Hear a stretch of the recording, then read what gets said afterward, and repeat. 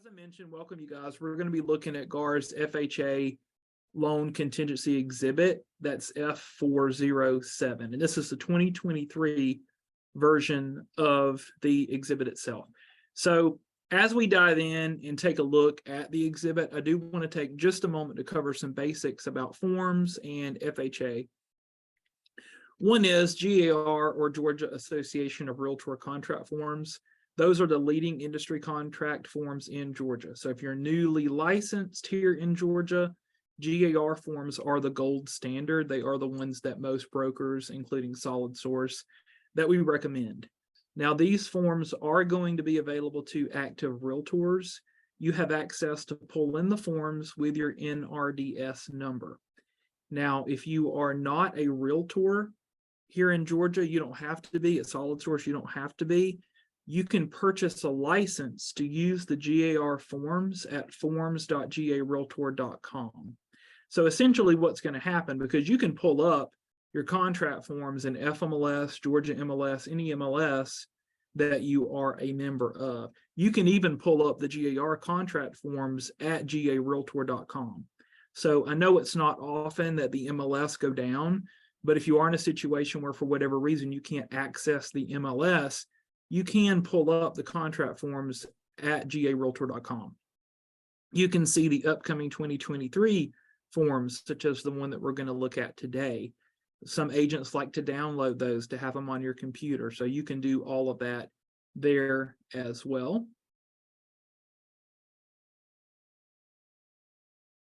GAR's approach to financing. So with GAR, they don't include in the offer itself the purchase and sale agreement. It doesn't include any blanks to be completed in reference to financing or appraisal. So GAR's approach is for us to attach that financing exhibit to the contract. All of GAR's financing exhibits, including their cash exhibit, or now what they're going to call the no financing exhibit, those are going to have an appraisal contingency baked into it. So if it is a case where a buyer is seeking an FHA loan or a conventional loan, whatever the case may be, it's really important for us to reference that exhibit as being attached when we're filling out the offer, and that we have it labeled and that it's actually attached to the contract and initialed or signed by the parties. Now, what are some proactive steps we can take with FHA or with any loan for that matter? One is an approval letter from the lender. So a lot of times when I'm talking with agents, particularly newer agents, and it's normal to be a bit lost the first time that you look at this form, right? Well, having a copy of that approval letter from the lender is really, really important, because the interest rate, the loan amount, the term, all of those key ingredients, key fields that we're going to be filling in here in just a moment in that FHA exhibit are usually going to be contained on that approval letter. So if you have that from your buyer, you are going to be on the right track. Now, if it's detached or attached, generally is not always a big deal unless it happens to be a condo. So if it is a condo and a buyer seeking an FHA loan, it does need to be an approved FHA condominium. Now, HUD, the Housing and Urban Development, they do have a website, and this is the long URL for that, but it is essentially a search page on their website where you can actually search by city, by county, by condominium complex, and see what those approved condominiums are. Now, from what I understand, and Linda, you can correct me if I'm wrong, if a buyer were to reach out and talk to the lender, or the agent were to reach out and talk to the lender about this would be the same website that you guys would use too, or is there another place that you guys would look? We look on the HUD website just like y'all will, but just be careful, because on the very far right side of the website, it says if it's expired or not. And a lot of people miss that. And sometimes you have to scroll over because your screen's not as big as the website is. So just be real careful of that. And the other thing I want to bring up is be careful too, because something may look like a townhome and it's a condo. So you have to be very careful that it really is not a townhouse when you go under contract, because if you find out it's condo later and you haven't looked it up to be approved, it still goes under those guides. Absolutely. That's an excellent point. And those are one of those surprises that you don't want to have. Correct. And it's really only come up for me in the past, I don't know, 5 or 6 years more so, but and it's not outrageously common, but just don't be surprised because like Linda mentioned, it may look like a townhome, function like a townhome, it may be deeded as a condo. And usually we can tell in Realist, looking at the tax records, what the property type is. And that will be a clue that it's actually a condominium. Derek, I will add, the easiest way to find that out is reach out to the closing attorney that you have a relationship with. Normally, what you want to do is look into the legal description of the deed, see if there's declaration of any condominiums noted on there, or the plat, and see if the plat mentions whether it's a condominium plat or a townhome plat. I can't tell you how many closings I've had where it obviously looks like a townhome, functions as a townhome. We get to the title search and the lender cannot move forward because it's deeded as a condominium, even though it functions and looks like a townhouse.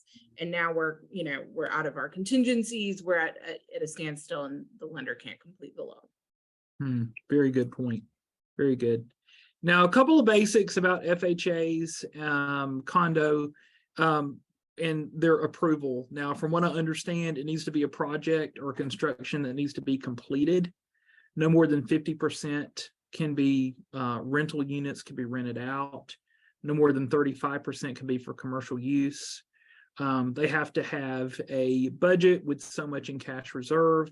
Now, these are not things that we as real estate agents have to have memorized, but point being, there are certain criteria that these condominiums need to meet in order to be FHA approved. And I believe they have to keep it up to date as well. So it could be a condo that, I know there's some in Atlanta, of course, who were approved for FHA. Maybe for a few years they didn't keep up that certification. Maybe they are again, and maybe they aren't. So that website's really helpful. And just briefly, the 90-day flipping rule, if it is a property, and this is a good tip for a seller as well, because if it's a property that was recently purchased and flipped pretty quickly, and it goes back on the market, FHA is going to require that any offers made on the property be the 91st day or after the property actually changed hands. So I've oftentimes have heard this being referred to as seasoning of title. So just be careful with that. There are some exceptions to that. For example, HUD foreclosures.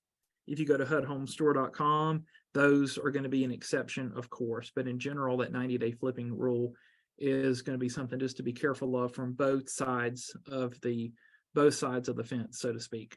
Now, common FHA inspection issues before we hop into the actual FHA exhibit itself. So my understanding with FHA is that the property needs to be safe, secure, and structurally sound. So that sounds great, but what does that really mean? What are some actual issues that you've heard of or seen? So peeling or chipped paint, exposed wiring, if there are termites, water damage, signs of water damage. I've heard of missing handrails on stairs, no smoke detectors, particularly in the bedrooms, windows and doors that don't open and close. As a general rule of thumb, what I like to remind people of is the home in move-in ready condition? If it's what most of us would consider move-in ready condition, that's a really good sign. If it's a property that's clearly not, then there's most likely going to be issues that appraiser is going to pick up on when they are appraising the property. Now, roof, you may see there's a picture of a roof here, and Linda, you can correct me if I'm wrong on this, but I believe there needs to be 2 years of life left on the roof for FHA loans. And that's one of those things that sounds pretty reasonable, but you want to be careful with that because you don't want that kind of a surprise. Well, you got to understand too, that it's the appraiser's call. So if he doesn't know that it may have 2 years or not really sure of that, then they are going to require a roof inspection. So just be prepared for that too. So if it looks a little bit older, you may have to get an inspection on it. Okay, so now you should see a screen with just the FHA contingency on the screen. Okay, so I used FMLS Remind Docs Plus, and basically what I did is I just added this to my folder as a PDF. It's not going to be available yet until January or sometime in January for you guys to actually use. Now, when the 2023 contract forms come out, we do want to cease all use of the 2022 contract forms for new deals that we have coming in. So, but here on the 2023 exhibit, I'm just going to start and go over those blanks with you guys. So when it comes to labeling the exhibit itself, A, B, C, D, exhibits we reference alphabetically and amendments we reference numerically. So most oftentimes with a financing contingency, this one would be exhibit A. We are going to go ahead and reference the date that the offer was made, so we're tying everything together, and also add that property address. Now, once we do that, we jump straight into the key terms and conditions on the loan exhibit. For example, first loan. Most of the time, this is going to be the only one that we're going to fill out. And it's super, super important that we include the amount of the loan, the term, the interest rate, the type. These are super important. Seth Weissman recently mentioned in his 2023 GAR contracts changes that if these fields aren't filled out, that the entire contract itself could be considered unenforceable. So we don't want to find ourselves in front of a judge or a jury to make that determination or whatnot, or in the middle of an earnest money dispute with that on the table. We want to make sure that information is going to be there. So with an FHA loan, you're simply going to enter in that loan amount here. The term is usually going to be 30 years. But of course, again, that's going to be on that approval letter from that lender. And one of the changes that GAR made this year is in terms of the language on the interest rate. So now what you're going to see on all of the loan exhibits is it's going to say not greater than. So the goal is, let's just say that 7% is filled in here. If the buyer can get an interest rate of 7 or better, 7 or less, then they're in a good place. It's only if that interest rate is beyond 7 that the buyer may have a right to terminate the contract within their financing contingency. Now, in most cases, the rate is going to be fixed and it is going to be institutional. When it comes to identifying a mortgage lender, now what's interesting about this is I usually don't recommend that we put a lender here, because if we do, then any loan denial letter that we were to get down the road, worst case, would need to come from that lender. So you don't have to put a lender here. Now, if you want to, if the buyer is 100% sure that this is the lender they're going to use, then fine. But in general, I advise folks to go ahead and just leave that section blank. Now, the length of the actual financing contingency period itself, negotiating is back, you guys. I know we've come a long way from where we were at the beginning of 2022 to now starting out in 2023. What I used to see here was around 20 to 25 days, and I would see as little as 10 to 15 when we were in an extreme market. I am a big fan of checking with your lenders such as Linda to say, hey, worst case, how much time do you need? I don't know, Linda, would you say that 20 days is going to be good enough, or would you push us to try to get a little bit more? I don't think you really need that right now, but you have to be adjustable, okay? Because depending on the volume and everything going through, but I mean, I'm getting things through in 10 to 15 days. The only thing I really ask is that when you ask your lender, keep in mind that lenders are not open on the weekends. So when you're, all these days include the weekends, so you're kind of minimizing that amount. But right now, their loans are actually going through really fast. Nice. That is really good to hear. Yeah, for sure. So good advice there. Now, the form itself does say that the buyer can apply for different loans. So just know, however, again, talking about that denial, thinking about worst case, the denial of other loans won't be the basis for the buyer to terminate this agreement. Now, it does go on to have a couple of requirements for the buyer to say that when it's known, the buyer will notify the seller of another lender or of a mortgage lender that they are working with. And they intend to proceed with by providing that contact information over to them. Now it goes into some boilerplate language in reference to the actual financing contingency period itself. So I won't go through and read every sentence in that, but I will just say it is super important that if the buyer is by some chance denied their loan, that they unilaterally terminate the agreement within their financing contingency period. Now, they have 7 days after the termination to provide the loan denial letter from the lender, but it would be super important that before that financing contingency expires, set forth up here in number 3, that the buyer had actually terminated the agreement and they don't wait until outside of that time frame. Now, of course, that denial letter again would need to come from that approved lender.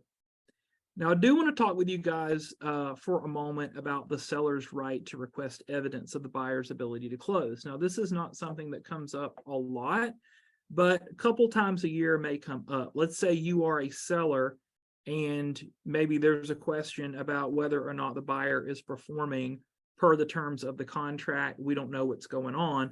The seller can send over a notice to the buyer and ask them to provide evidence of their ability to close if that financing contingency ends and they have not terminated. Now, if, long story short here, if that buyer is unable to provide evidence, and evidence is defined here in the actual exhibit itself, then the seller does have a short window of time after providing notice of the default that they could terminate. So there is a path for a seller to have a right to terminate in the event that a buyer is simply not performing at all. Seller provides notice and the buyer still can't provide evidence. We'll just throw one more thing at you guys on this section. Notice from the seller is not an email from the agent. It's not a text from the agent. GAR does have a general notice form that can be filled out, and whatever type of notice that we are sending over can be added to a text box on that form, but it's also signed by the party giving the notice. So the buyer or the seller in this case, would actually sign off on that notice to the other party. So just be careful with that. And the lender does have the authority to release information to us if we choose to communicate with that lender, and a lot of listing agents are going to do that. A common question I'll receive is it okay if we reach out and talk to the lender? Yes, we have permission in the FHA loan exhibit to be able to do that. Now, when it comes to the appraisal contingency, one of the top questions I receive every single year from both new agents and, in some cases, seasoned agents who maybe just don't handle as many FHA or VA loans is, where is the appraisal contingency, or what is the amendatory clause? So the amendatory clause in a nutshell is the appraisal contingency.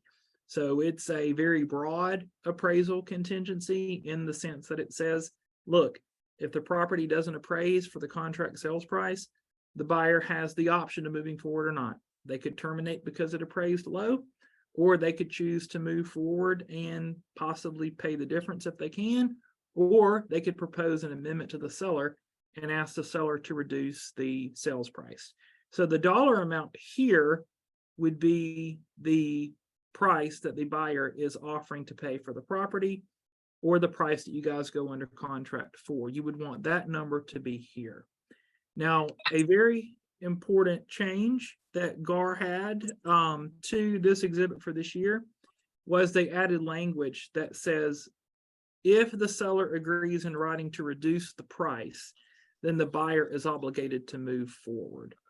So let's just say, for example, the appraisal comes in low, buyer proposes an amendment to reduce the price and seller agrees to reduce it, then the buyer will be obligated to move forward and close at that reduced price.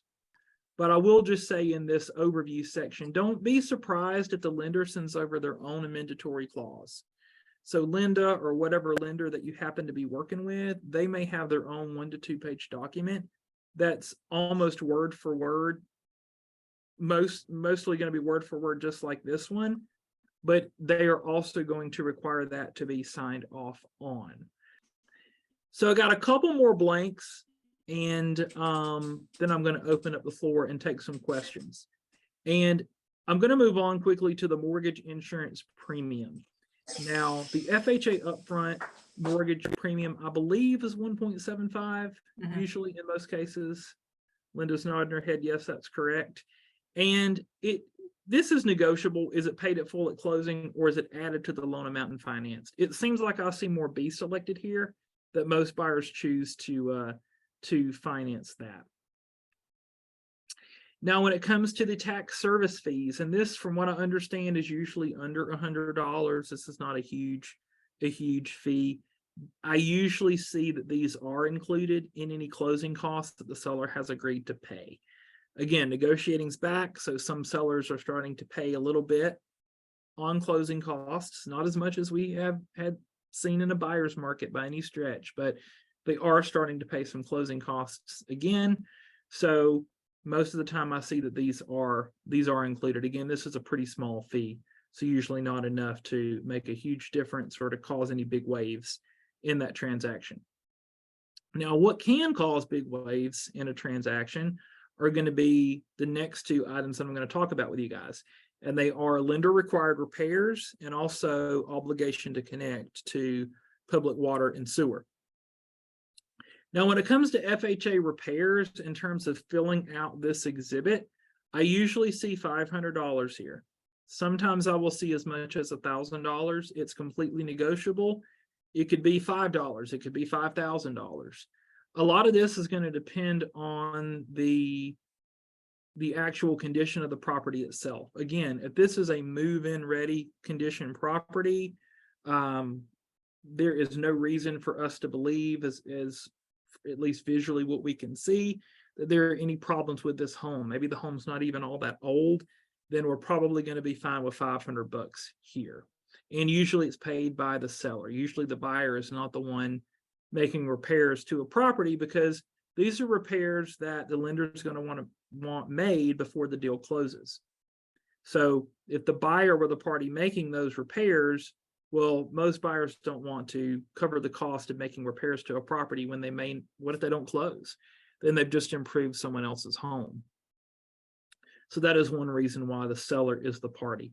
Now, there is language baked into the agreement that does talk about what happens if the repairs are actually greater than the amount that's listed in here.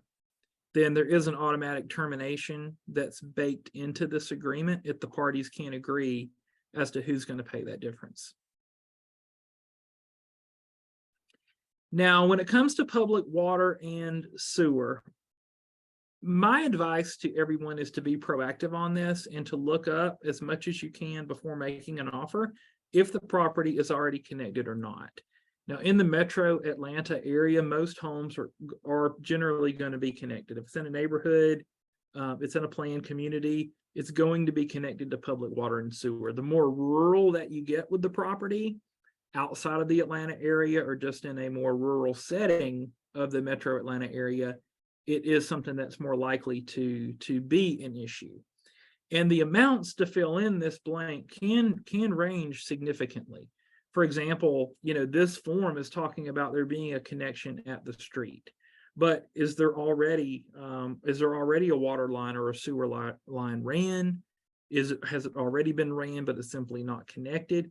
We usually need to know a little bit more information to be able to fill out this section. And we may even need to call the county water department, sewer department, to actually find out a little bit more about what these costs would be.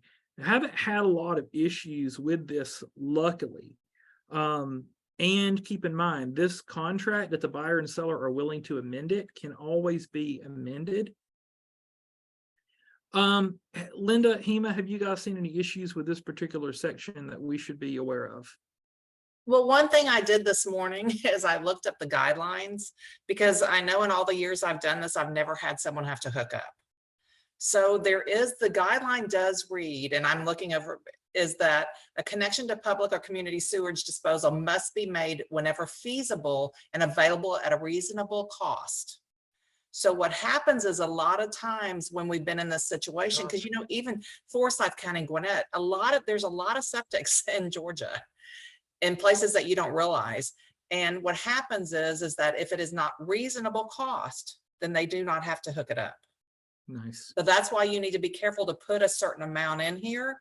And then, because a lot of times sellers can't afford it, and that's how they're able to go on and close with a septic system, but the septic must be inspected and it must be functioning properly. Wonderful, wonderful. Thank you so much for sharing that with us. Now, there's only a few extra blanks on this exhibit, you guys. For example, certification of arm's length transaction. This is an arm's length transaction, and there's no relationship between the buyer and the seller. 99 times out of 100 or greater than that, that's going to be the case. Of course, if it's not arm's length, then that would need to be marked, and it would need to be disclosed. What is that relationship that makes it not arm's length? One section that was added a couple years ago, and I'm looking at this, just noticing this going over with you guys too, that I love, is number 22, and that's just confirming that if it is a condominium, the purchase is going to be contingent on it being located or being eligible and approved by FHA. Now, of course, buyer and seller, we do ask that they sign off on the exhibit itself, and as the affiliated licensees, there is a section for you guys to sign as well. GAR did add a statement to the very end of this amendatory clause. A lot of the changes that GAR made this year were more clarifications, which is a good thing. But it does say that this amendatory clause will apply even if the financing contingency has terminated, is over. The amendatory clause, that appraisal contingency, the way that it functions in this exhibit and in the VA exhibit, it's a standalone floating statement that runs the life of the contract itself. I will throw in too, though, I know we're thinking about repairs. Keep in mind that lender required repairs are going to result from, and Linda, you'll correct me if I'm wrong on this, I know, but are going to result from the appraiser going out to the property. So the appraiser for an FHA loan and a VA loan, they are the eyes and ears for the lender. So they're not only constructing the appraisal, but they're also thinking about these big ticket items, these safety issues that we talked about, these common issues that can turn into lender required repairs. But this is separate from the general home inspection the buyer does. And we still recommend that buyers have home inspections. So just keep that in mind. So buyer has their traditional home inspection during their due diligence period. There may be things, no home is perfect, right, that are going to come up in that inspection report. The seller may or may not agree to make those repairs, but that is technically something different from these lender required repairs. That's important to understand, I think, from both the buyer side and the seller side. That's not to say that some of the issues that show up on the home inspection report aren't also going to be highlighted by the appraiser when he or she comes out, but just understand those are two different things. Oh, not an arm's length transaction. Well, and I'm just going to scroll down while we're chatting about that to the portion of that form that is talking about it too. So arm's length, as there's no relationship between the buyer and the seller. So let's just say, if we want to flip that, there is a relationship. Let's just say a parent is selling the property to a child or to another family member. That, in my opinion, would clearly be not an arm's length transaction. So lenders have reasons as to why they would want to know that. I would imagine there's a good chance the sales price may not be what it would have been if it had been sold to someone that they weren't related to, right? There may be terms different because it's being sold to a family member. I don't see too much of that come through. Linda, would it be a problem if it was marked that you know of that it's not arm's length, and let's say it is a parent selling to a child? What would happen? Guidelines are different. Some from what we have to do. So some arm's length you've got, and I can't quote you, I'd have to look it up. I can't remember in my head, but there are times they have to put more money down because it is an arm's length transaction. And where I've run into issues lately, and it seems a little bit more common lately, is where a landlord and a tenant, let's say somebody's buying a house that they've been renting for a while. They're not related as far as a family member, but there is a relationship. Derek, Perfect. I would like to add one thing. I know it seems really silly, but when you have an FHA buyer, make sure you check the seller's fixture checklist. I know it sounds super silly, and Linda, correct me if I'm wrong, but FHA is going to require some main, appliances in there. Make sure the seller's not taking your refrigerator or a light fixture that's needed in the dining room out of the house, because the FHA appraiser is gonna want that in the home at closing. You know, it's funny because years ago you had to have like a stove in there and different things in there. They have changed that. I actually looked at guidelines this morning. Derek made me kind of think about all the stuff going, I don't remember, and they change all the time. But if they're there, they have to function. Right. Okay. Because when the appraiser goes in there, they're using that as part of the value. So let's say the stove is totally gone. It doesn't really matter because that's not part of the value. Because sometimes you'll see even on new construction now where the appliances are something that the buyer does later. So it's not like the old days when you had to have some way to cook. Oh, great. That's great to know. Yeah. Now the light fixture may be missing, so at least the electrical has to be capped because that's a safety issue. So it kind of goes to part of it. It is the appraiser's call and it's how they feel. But the guideline specifically states that it doesn't have to have these things, but if they are there, they have to function. Now, Linda, you know, one of the questions I get on a regular basis is about closing costs. And I know you've given great advice about closing costs in the past. Is there a standard cap if a buyer's looking to ask for the max from the seller, 3.5%? What would On what would your FHA, advice be? the seller can pay as much as 6%. Wow, that's way more than Yeah. most of us think. Now, a lot of times you don't need that much, but what's really cool right now is let's say the seller's willing to do it, then you can put it towards points to get the rate lower. Linda, I do have a question. I know on some conventional, exhibits or conventional loans, some lenders are okay with an escrow holdback. If there's something that's needing to be paid for, let's not say repairs, but just something that needs to be paid for or a reason to have an escrow holdback. Is that different for an FHA loan, or are the lenders less likely to or unlikely to, not approve it at all? If it is a health or safety issue, so if it's an appraisal required repair that is a health or safety issue, they will not let it be held. Okay. It has to be done prior to closing because I've tried and I was denied. But and it's pretty much an underwriter discretion too. Yeah, that seems to be the number one issue that comes up, and we always have to get the lender to approve any escrow holdbacks. So no, absolutely not. It just stays on the table, as we used to put it, and it's to the seller benefit. So what you want to do is check with the lender before you ask, and ask, how much do you think that I'll need in closing costs and prepaids? I mean, you can pay points, but if you don't use it, it's not money that can go back to the buyer.